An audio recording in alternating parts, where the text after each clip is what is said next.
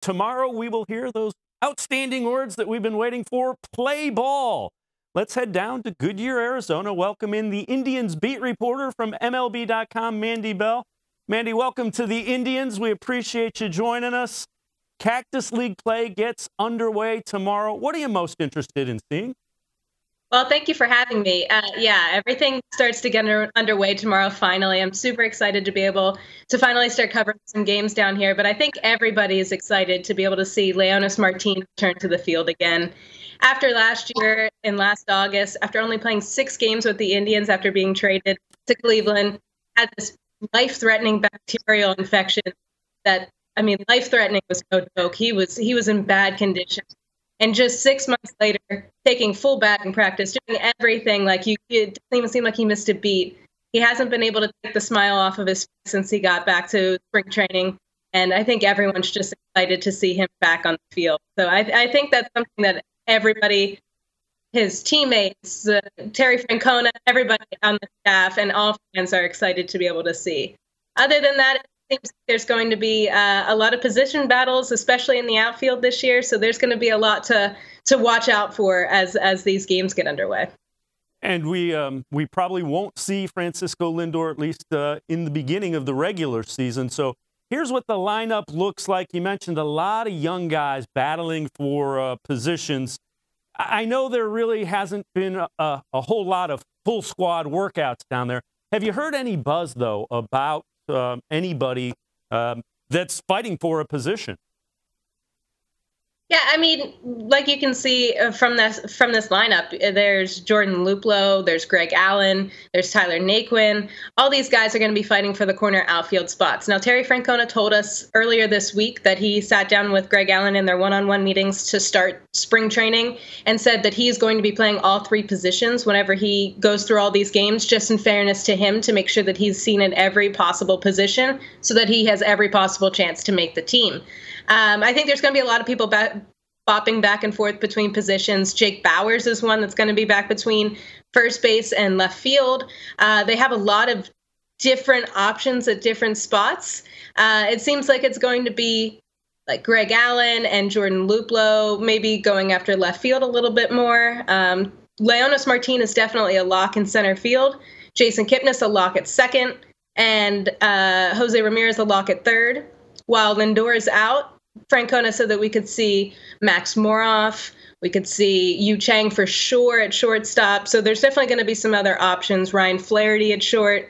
It looks like that they're going to be staying in-house if Lindor is not okay to start the beginning of the year. If he's not back in time for opening day, it doesn't seem like they're going to be making any free agent signings when I was talking to Chris Antonetti earlier this week. So I think Yu Chang has a good shot at getting some reps at shortstop if Lindor is not okay for opening day. Now, the Indians did address their bullpen, and they got another pretty good veteran arm in Tyler Clippard recently.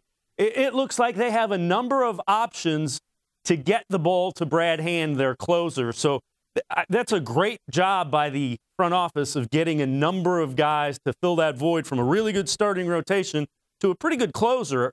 They have to be happy with all the options they have in that bullpen now. Oh, they're definitely extremely happy. We were talking to Francona yesterday, and he was just saying how difficult it is whenever you have so many arms now to make some hard choices whenever it comes down to paring it down to a 25-man roster. Is he upset that he has these hard decisions? No, because at the beginning of the offseason, there was a lot of talk saying that the bullpen was one of their biggest weaknesses. But I think the front office has been able to find a way to get these guys like Alex Wilson and Tyler Clippard, even an A.J. Cole style of an option, on minor league deals. And Francona was just noting yesterday how impressive it's been. And if you can get these guys on minor league deals, definitely it's only a positive for the teams. It may not be as much for the player who feels like they should be on a major league contract. But he told all 3 of those guys in his one-on-one meetings that label means nothing when it comes to making the squad. So they have a history of breaking camp with some non-roster guys. And Francona said that probably to expect that again this year. But they definitely have a plethora of options now. And can't forget about Brad Hand, because he's at least established himself already as one of the elite back-end arms in the game. So the bullpen isn't in as bad of a condition as people wanted to believe it was at the beginning of the offseason. Well, you know, anytime you lose a Cody Allen and a Andrew Miller, there's going to be some concern, but I think they've done a nice job. You've covered the Orioles, you've covered the Yankees for MLB in the past.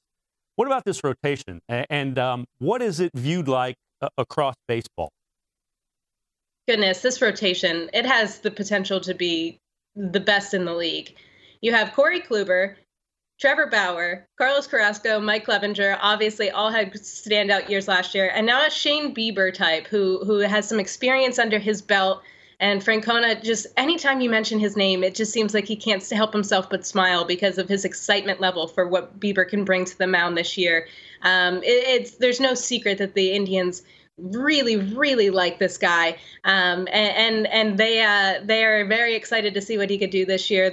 He's been saying that he's been working on his changeup all off season, and he's pleased with how it's gone so far. So to be able to add that into the mix, Francona and Bieber were both saying this week that they think that that'll allow him to get deeper into the game and maybe get through that lineup one more time. But goodness, across the league, I don't think it's any secret that this rotation has the chance to be absolutely dominant. Mandy Bell, welcome to Cleveland, and we look forward to you. You can read Mandy Bell, MLB.com. She is the new Indians beat writer. Thanks so much for joining us from spring training in Goodyear, Arizona. Yeah, thanks so much for having me. And again, Mandy Bell, the new beat reporter for the Indians on MLB.com.